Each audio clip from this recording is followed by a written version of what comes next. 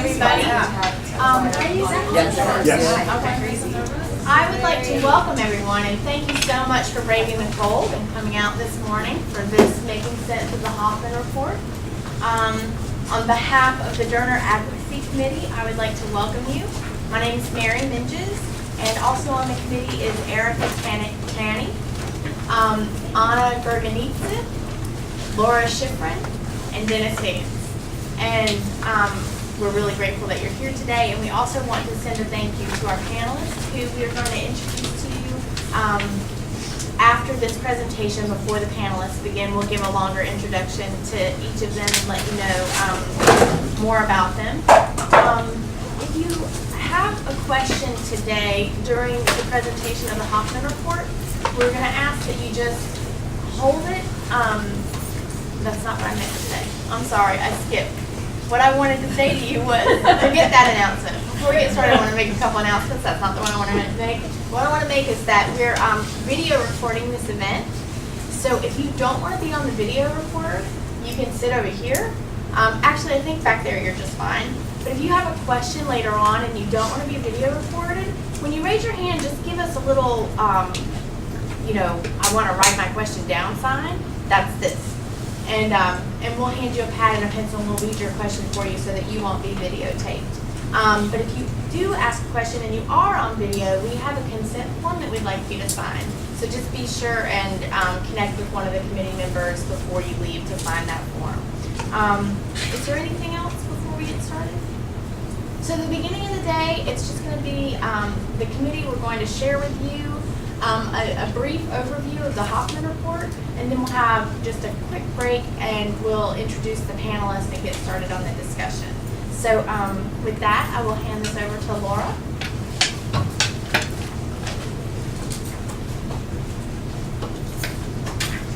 Thank you, Mary. And before I start, I'm going to say please bear with me. I have a bit of a cold, so if I sneeze my pants off or I'm too stuffed up, I apologize in advance.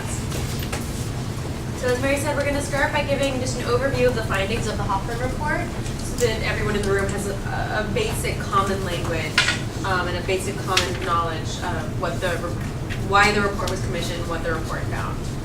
And as Mary was starting to say, if there is something that we as we are presenting are commenting on that is completely confusing, stop and ask us. That's okay. If you have discussion questions or need further elaboration, we may well defer you to our much more expert panel when the time comes for that. Okay? So the Hoffman Report itself is a very detailed, more than 500-page document from which we have selected key points to address and present. And we're going to present the findings of the report largely in historically chronological order as opposed to in the order in which they are presented in the report, if that makes sense. And each section will address specific questions or discoveries that the investigators were charged with understanding and making a determination about. The Hoffman Report was commissioned in the wake of a growing number of allegations against specific DoD Department of Defense psychologists that they were engaging in unethical behavior, and amidst allegations that the ethics committee at APA was not properly investigating the concerns about these psychologists. Also, there was a book that was published shortly before the report was commissioned called Pay Any Price by James Risen, which brought much more national attention, much more notoriety to these issues, such that the APA, it seems, could no longer afford to place it on a back burner and really did commission this independent report.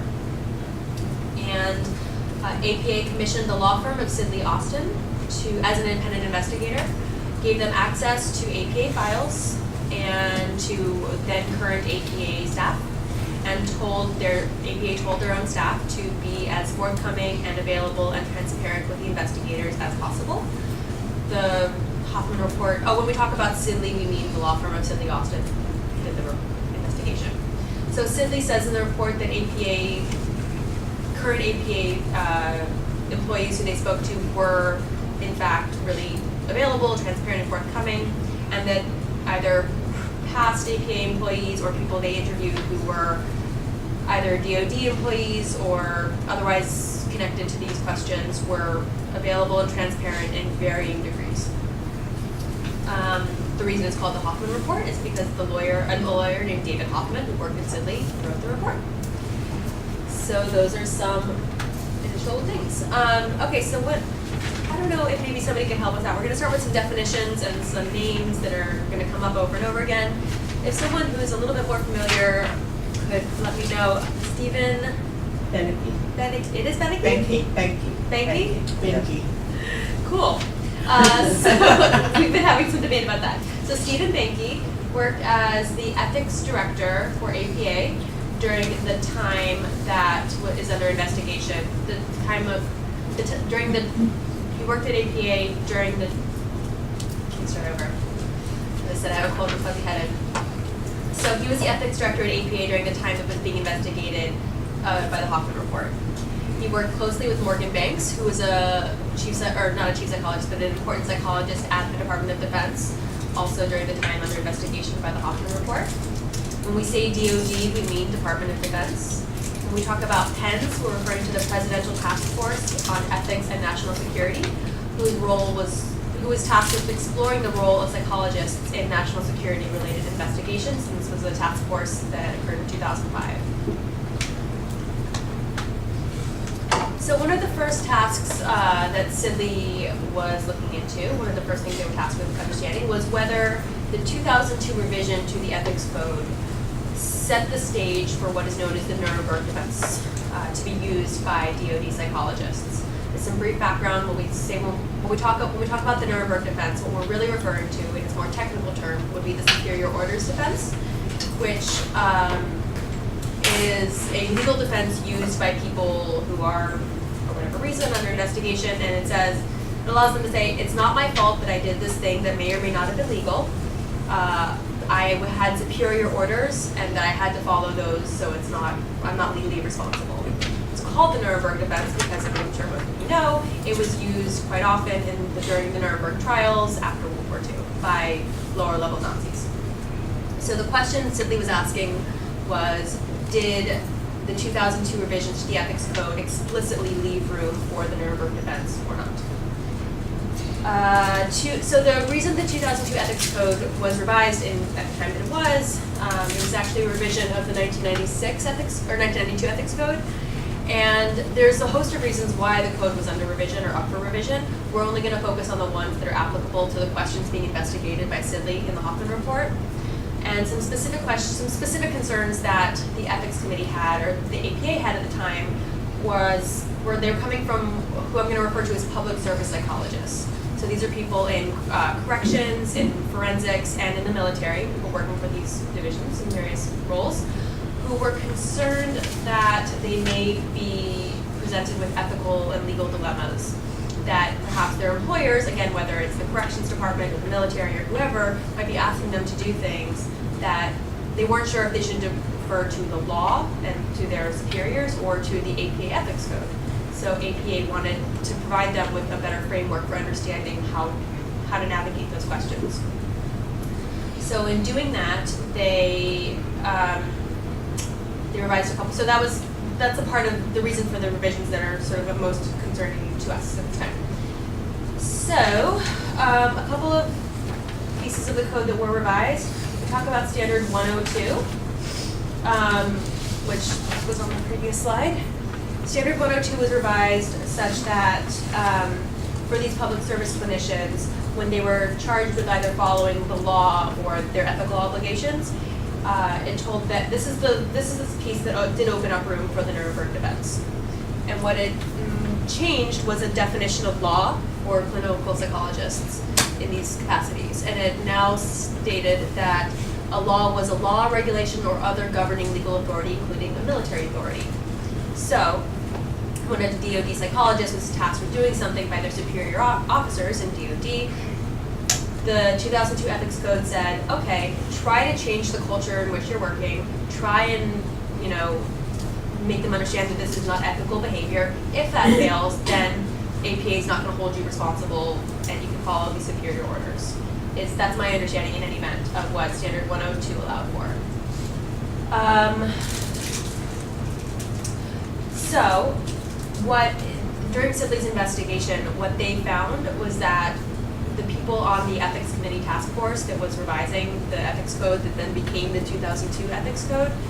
What they found is that it was not an explicit or an intentional revision to leave room for the Nuremberg defense. But that in going back, when being asked about it, they said, yes, we understand how that loophole was left open. So what Sidley really says is that no, this loophole was not intentionally left open, but what this points to is a rather loose and imprecise culture of ethics at APA at the time, such that some of the things that you're going to hear about later, where there was room left for that. Also, Standard 103, which is on this slide, was also revised in the 2002 Ethics Code, and that provided for different sets of ethical or legal, well, really ethical considerations between private practice clinicians versus these, help me out here, public service clinicians. So in other words, there are sort of different ways that these ethical issues would be adjudicated between private practitioners versus people working for the DoD, for example. Okay, moving on. So ultimately what Sidley found concerning the 2002 Ethics Code was that the revisions were not explicitly linked to the, quote, war on terror. For starters, the Ethics Code, what became the 2002 Ethics Code, the revisions began in 1996, well before the September 11th attacks. And the last major revision happened just shortly before or after the attacks themselves. So no, it was not explicitly a product of collusion with the government to support. When we talk about enhanced interrogation, we're talking basically about torture. So no, it was not intentional. However, as I said, ethics, ECTF stands for Ethics Committee Task Force, has acknowledged that they unintentionally left the door open for some of these loopholes and for use of their arguments. So then the next issue taken up by Sidley that we're going to talk about is the degree to which the APA Ethics Office investigated complaints against individual DoD psychologists that were brought up in the wake of the 2001 attacks. So there are 3 specific psychologists' names in the ethics report against whom complaints were made. I'm not going to go into detail about that. As I said, it's a very detailed document. But what's important to know is that there were 2 sets of complaints that individuals had, right? One, that these DoD psychologists were engaging in unethical behaviors at Guantanamo, for example, and also that the ethics office, under the leadership of Stephen Banke, did not fully investigate the complaints that were being made against these psychologists. So then the question is, was that intentional or was that an oopsies, an oversight? And ultimately what Sidley found is that, yes, the ethics office under the leadership of Stephen Banke did fail to seek information from additional sources, even though there were rules and procedures in the ethics code that would have allowed them to seek this information about these allegations. Essentially, they often threw it back on the complainant and said, if you're curious and you want us to investigate this, you do the legwork of the investigation and provide us with as much information as you possibly can, and then we'll decide whether or not to bring it to the ethics committee, as opposed to doing the investigation themselves, which was provided for under the ethics code, that they were able to do that.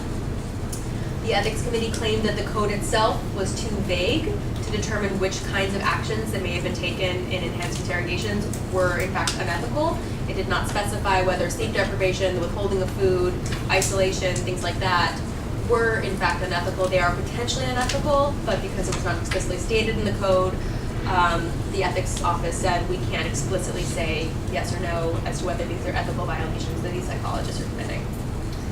And then the question of the ethics director, Stephen Banke, his explicit role in these investigations. Did he obstruct these investigations or not?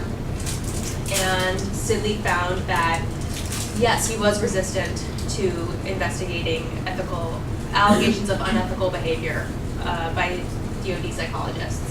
And essentially, at best, he was lackadaisical in how he proceeded with these investigations, and just sort of didn't take the mantle. And at worst, he took affirmative steps to avoid presenting cases to the full ethics committee. These are Sidley's findings. So what that ultimately means is that the ethics office, under the leadership of Stephen Banky, prioritize the protection of these DoD psychologists, even those who may have been engaging in unethical behavior, above the protection of the public, which is sort of the point of the ethics office, is to make it safe for the public. So with that, I'm going to turn it over to Anna, who's going to talk about more of the report.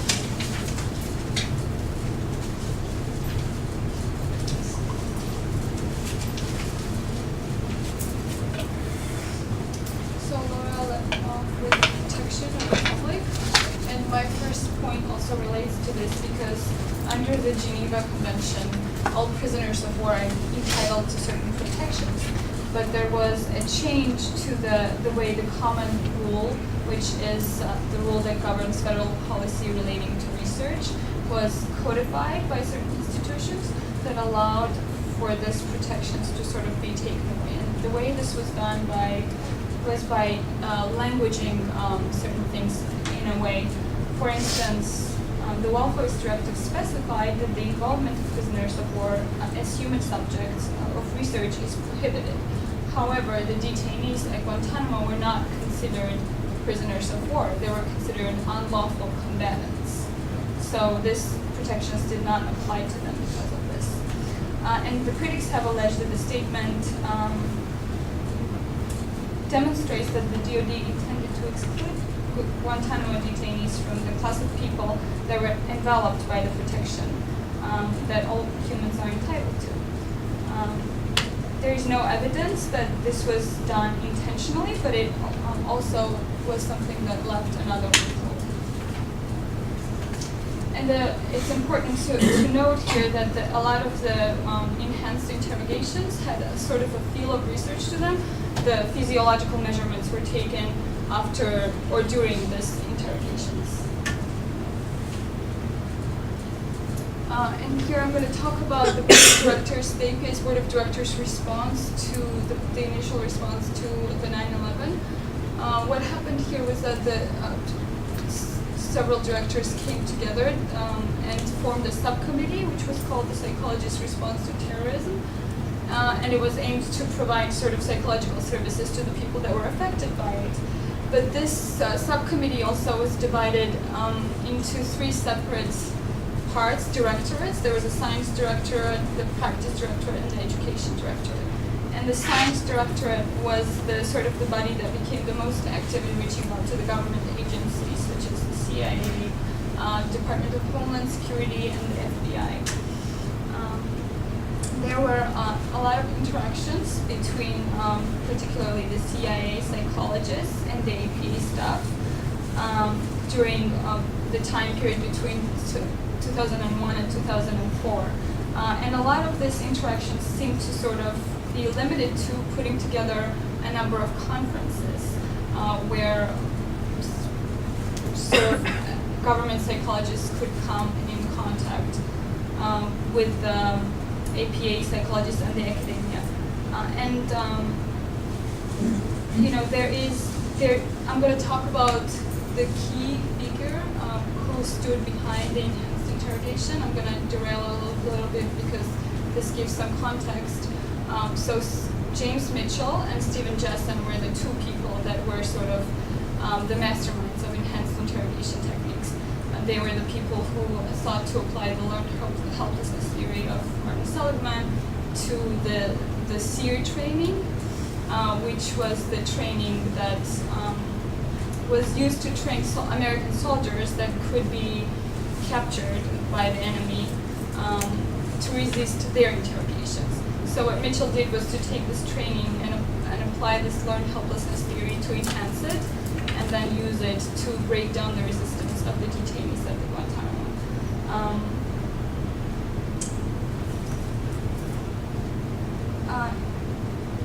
And I mentioned this because, in theory, Mitchell he attended many of these conferences, and he could have gleaned a lot of important information from here. He did express explicit interest in detecting deception on these conferences, but there is no direct evidence that the conferences were put together for this purpose. However, the report does conclude that there were important snippets of information that the people, the APA staffers, the science directorate staff, particularly Susan Brandon and Richard Mumford, had their focus being on psychologists' unethical involvement in interrogations, it would have raised reasonable concerns for them. For instance, there was a couple articles in the Washington Post that talked about the interrogations, that described the interrogations and how abusive they were. There was an email from the CIA research branch director to the APA science directorate staff that asked not to disclose certain psychologists' involvement in interrogations. So there were things that could have raised reasonable doubts and concerns had the focus been on that. Relationships with the Department of Defense were existent prior to 9/11, and their character was mostly focused on research. There was a person at the science directorate whose last name was Kelly, who was lobbying for funding for research projects.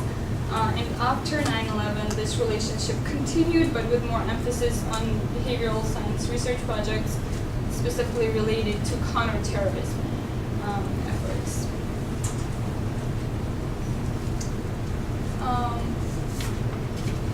So the science directorate that I mentioned also started to work after 9/11 to make contacts with the FBI. Richard Mumford asked Susan Brandon, who was a new science fellow, to contact the person at the FBI, and she contacted Steve Bent, who was the chief of FBI's behavioral science unit at the FBI Academy of Quantico. And Brandon so she met with him, she spoke with him, and he told her that she could be useful. And so then after this meeting, she organized a few important meetings for him with well-known psychologists such as George Bonanno from Teachers College, Columbia University, who specializes in grief and trauma. He met with Ian Lustig, an expert on modeling risk and decision-making from University of Pennsylvania, and O'Leary, a political scientist. And it seems that Brandon's connection to the psychologist came from Martin Seligman. And on these meetings, there were some discussions about organizing a conference, such as I mentioned broadly before, to have law enforcement personnel and intelligence personnel come together with the academia and compare ideas and brainstorm and so on. So what came out of this was a conference that was called Countering Terrorism, Integration of Theory and Practice, and this was in February of 2002. It had 70 people attend. Science director Mumford was there, Susan Brandon was there, Benke was there, and as a result, it produced. Brandon had made a 50-page summary that listed all the participants, who said what, and the various scenarios that were discussed in the small groups, and there is no evidence, Sidley found no evidence that physical aggression or coercive techniques or disorientation techniques were discussed here. There was another conference later that I'm just going to mention briefly. It was called The Science of Deception, Integration of Practice and Theory, which took place in RAND headquarters. And RAND is, we don't have it in the slides, but it's sort of a separate research organization. It's an independent corporation of research.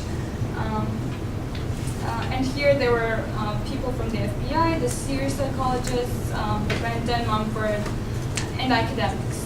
And this conference also had sort of a detailed report, and a few things that came up in it were, questions that were discussed in small group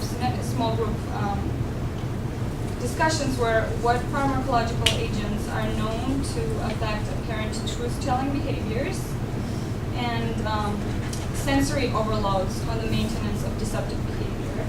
And this was the only mention of any techniques related to interrogations.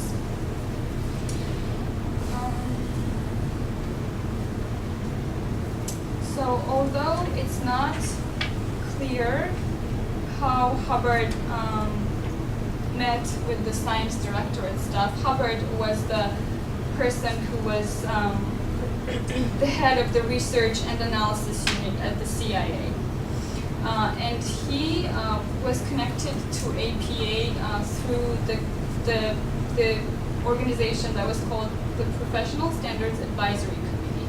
And this committee was composed of mostly former APA presidents. One of them was Ron Fox, the other one was Joey Matarazzo, I hope I'm pronouncing his name correctly, and the other one was Mel Gravitz, who was a psychologist known to revolutionize the APA, the psychology of the APA in the 70s. And the reported purpose and function of this committee was to assist CIA in sort of profiling and asset identification and psychological assessment.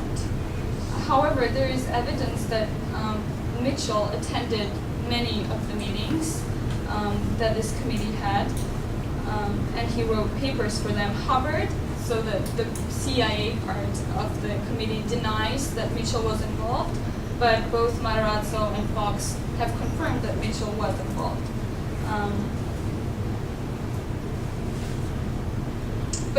So he was attending the meetings there at the same time as he was writing about the Al-Qaeda manual for resisting interrogations.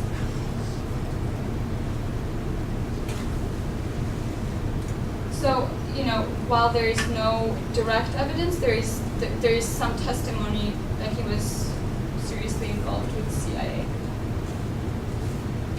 And the CIA had ties with very important people at the APA. So Martin Seligman, I've already mentioned, he's involved in as much as he was consulted without knowing that he was consulted. In particular, it seems that Joey Matarazzo was the person who approached many academics on these conferences and has said things like, things are going to get tough, we're going to have to take our gloves off, and things in this nature. So Martin Seligman, in a similar fashion, was he met with people from the CIA at his home, and what was discussed, the stated purpose of this meeting was to discuss learned helplessness thoroughly, and he has told Sidley that he didn't know that his theory was to be used for interrogations. However, Sidley, raises the question that there was media, there were articles at that time that he could have known about the interrogations taking place. Philip Zimbardo was not involved while the president, but Sidley found that he was the contact person. For example, for science director at Susan Brendan, he was the person who connected her with many psychologists that she reached out to because of these conferences. And that concludes my part.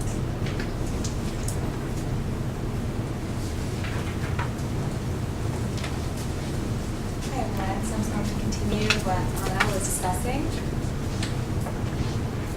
So the head of medical services for the CIA, Terrence DeMay, had put in a complaint about Mitchell's involvement in the interrogations. There were a key set of emails between Hubbard, Mumford, and Benke. And in these emails, Hubbard indicated that he and Andy Morgan had concerns about the activities of national security psychologists that appeared to be inconsistent with the requirements of the APA ethics code. So this launched internal APA discussions and ultimately led to a confidential roundtable in July of 2004. There were about 15 national security psychologists from the CIA, DoD, and FBI at this roundtable, and it was a precursor to the PENS task force. So again, the PENS task force is the Presidential Task Force on Psychological Ethics and National Security, and it was created to identify the then current 2002 ethics code, whether adequately addressed the ethical questions for those psychologists who were involved in national security related activities. And so in the creation of this task force and selection of its members, there were two initiating forces. The first was the CIA's lead psychologist noted concern that psychologists were assisting interrogations that were contradictory to the APA ethics code, and the other one was the 2004 media coverage of the Abu Ghraib abuses. So the task force was created in an effort to cautiously approach the issue, and it was tentatively approved at the APA board meeting in December 2004. The initial staff recommended task force members were more equally divided, but they ultimately intentionally became weighted in favor of the Department of Defense. So the back and forth communication that was going on between the APA executives and the task force had resulted in favor of the DoD officials, and that was tilted 6-3 in their direction.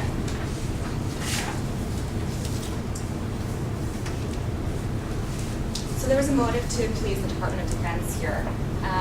As the DoD is one of the largest employers of psychologists and provides millions of dollars in grants or contracts for psychologists around the country, the APA wanted to be included in the new policies being developed by this government organization.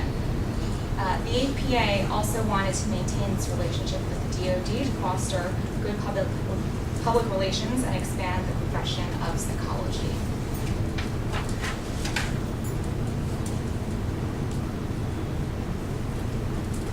So there were several conclusions regarding the PENS task force and the APA-DoD collusion. The main objective here was to create APA ethics guidelines that did not further constrain the DoD interrogation procedures. The APA then needed to balance at least two values here. The first was the importance of psychologists assisting the government in getting accurate intelligence information about potential future attacks in order to protect the public. And the second was the importance of psychologists abstaining from inflicting physical or psychological harm to individuals.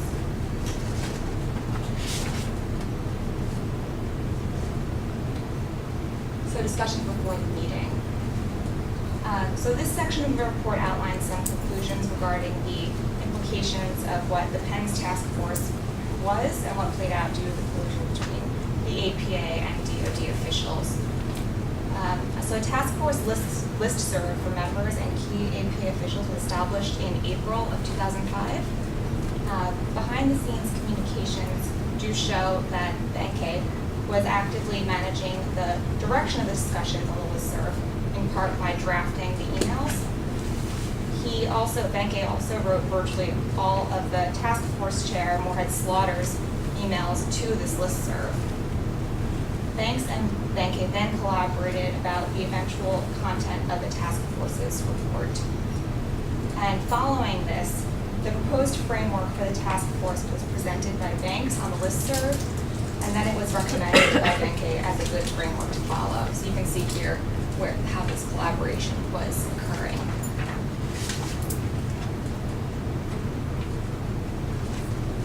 So in looking at other issues related to the task force, the PENS report omitted the do no harm principle from its discussion on the key ethics code principles. The report came to the conclusion that Benkei intentionally left out the do no harm language.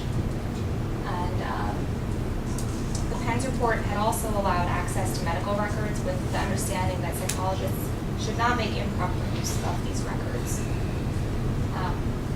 So it was found that the potential for abuse by psychologists aiding in interrogations were left open by these issues due to their vague nature.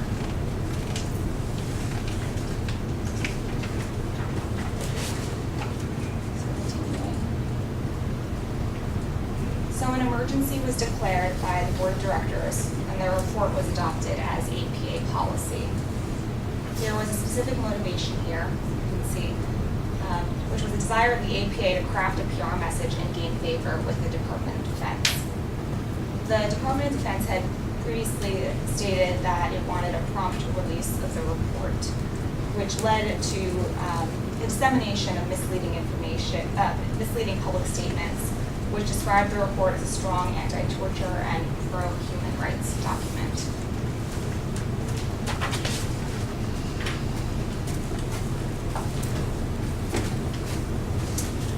Okay, so the last section of the report that we're going to cover today is in the summary section B, and this is the conclusions regarding the secret joint venture between APA and the DoD officials in the years after the PEN, so this is past 2005. So According to the report, it is clear that during this period, Benke saw himself and APA as teammates. They worked very in close collaboration, continually to coordinate strategy and policy, directly opposing peace and social justice critics.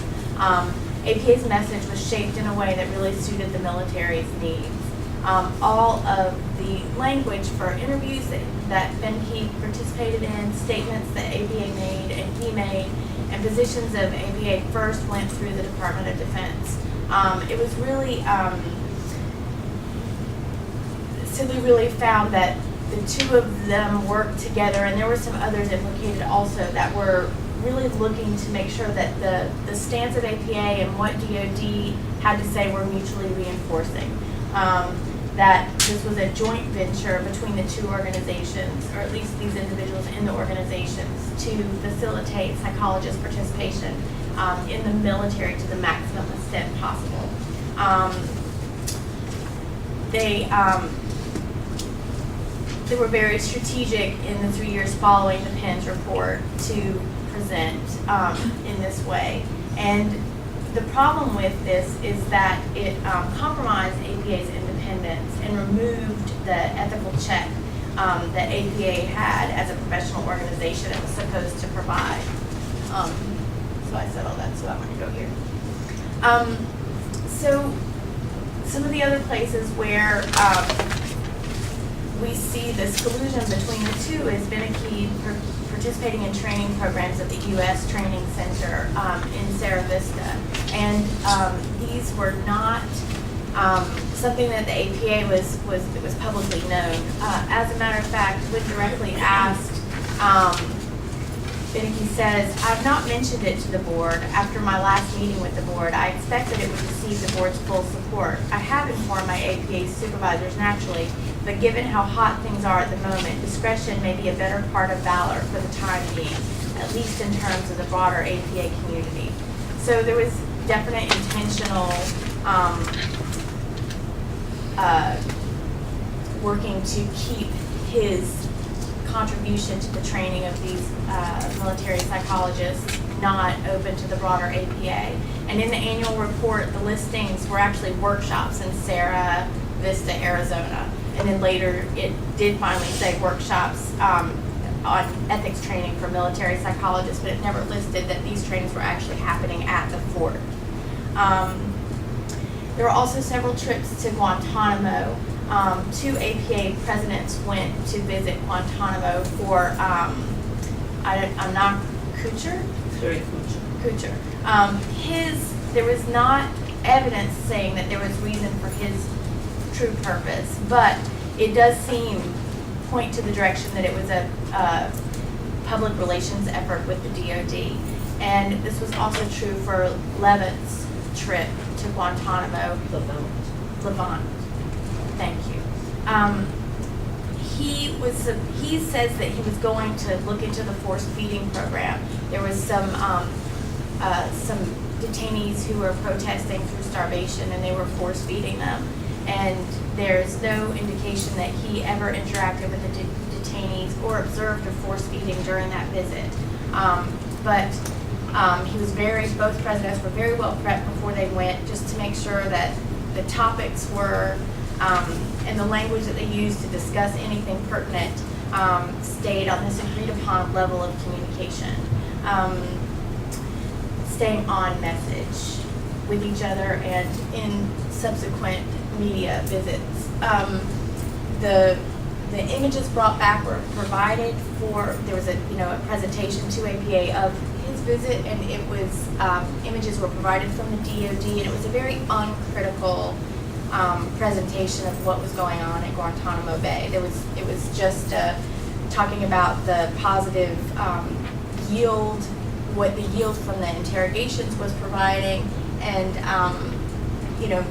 not critical. So these things led specifically to APA winning the primary interrogation position within the DoD. There was this prized spot that they wanted where a DoD directive, which is basically official policy about who's going to be participating, it specifically named psychologists. and not psychiatrists and not doctors to participate. So this is what, this is a lot of job security. And this is what was seen as the actual hope of this collaboration. It provided substantial employment and other financially beneficial opportunities for psychologists with the DoD. So one final note about the PENS report. The PENS report is a very vague document. It doesn't go into specificity about what is ethical and what isn't ethical, what interrogations are okay and what aren't, and what specific roles psychologists should play. And this, Beneke said, was due to the complex nature of what they were talking about. It just wasn't possible to really be covered possibly in this document. But that there would be a case book that would be created later on that would give us more of these specific levels of understanding of what's allowed and not allowed. And this allowed the PENS to go through in the quick way that it was. However, the same problem around the specificity was coming up in the case book, like where do you say this is torture, this isn't torture, you can do this, you can't do this. So the solution was to keep this guidance very non-specific. And Beneke was able to successfully just avoid creating this case book for many years, and finally made like a 30-page document that sort of quietly got snuck into the corner of the APA website, but was never publicly given out as this is our case book. So it wasn't open to criticism or available to provide any understanding to APA as a whole. So that's the end of our presentation of the report. So just in summary, a couple of things that we've said.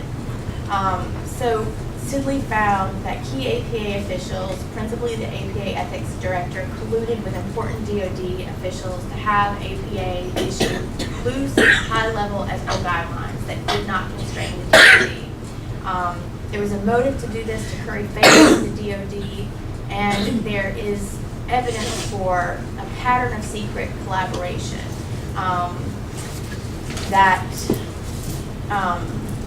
with the DoD to defeat efforts by the APA Council of Representatives to introduce and pass resolutions that would have definitively prohibited psychologists from participating in interrogations. Further, they did not find evidence that the APA officials actually knew anything about the existence of enhanced interrogation techniques. However, there was enough, as has been mentioned, there was enough scuttlebutt that they should have investigated. And there was reasons to suspect that abusive things were happening, and there was a resistance to actually looking in and getting those details. The confidential nature of what was happening was given as a reason, but if APA didn't want to be involved, there was room for more investigation. And the last thing I kind of want to point out is that what Sidley found little evidence of in all of these negotiations is that the conversation was ever about what is the best and right ethical position for APA to take. It was about how to maneuver and strategically keep the PR open so that they could do what they wanted to do. But there was little focus on thinking about what was being done, but how to make what was being done happen. So with that, we want to give you guys just a moment to digest, grab another bagel, go to the bathroom, and then we'll introduce our panelists. Thank you.